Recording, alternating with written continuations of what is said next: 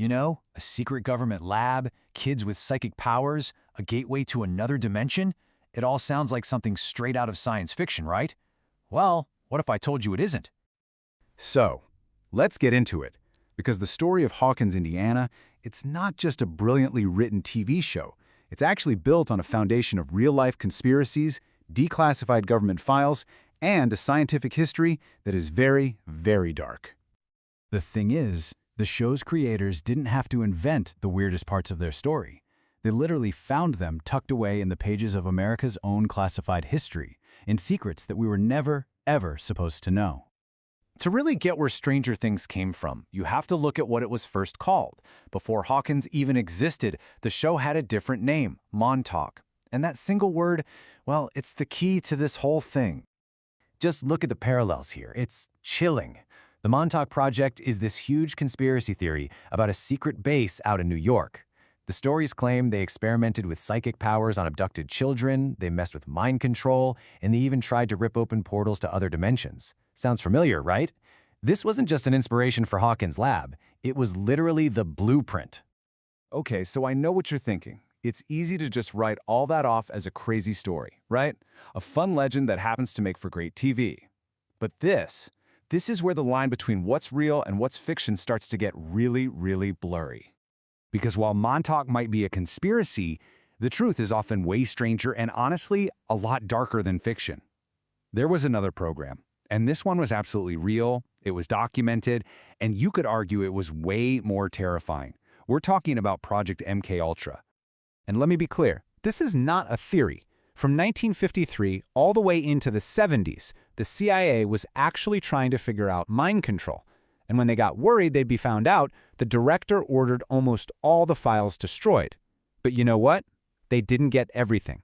The few documents that survived and what Congress later exposed, well, they tell a story that truly belongs in the shadows. What's so disturbing is that this actually happened. The CIA experimented on its own citizens, without their consent, on students, prisoners, vulnerable people, using powerful drugs and psychological torture. The real horror isn't a monster from another dimension, it's what actually happened.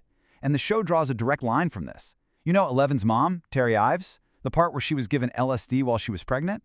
That's pulled straight from the documented, real-life trauma of MK-Ultra.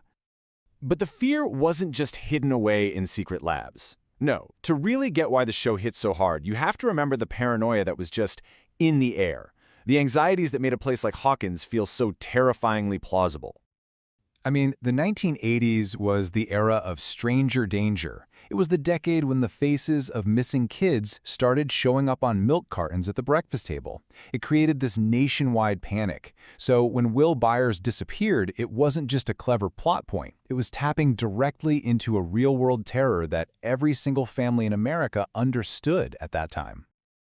Okay, so we've got the real-life secret experiments and the widespread paranoia down. But what about the show's biggest stretch, the Upside Down itself?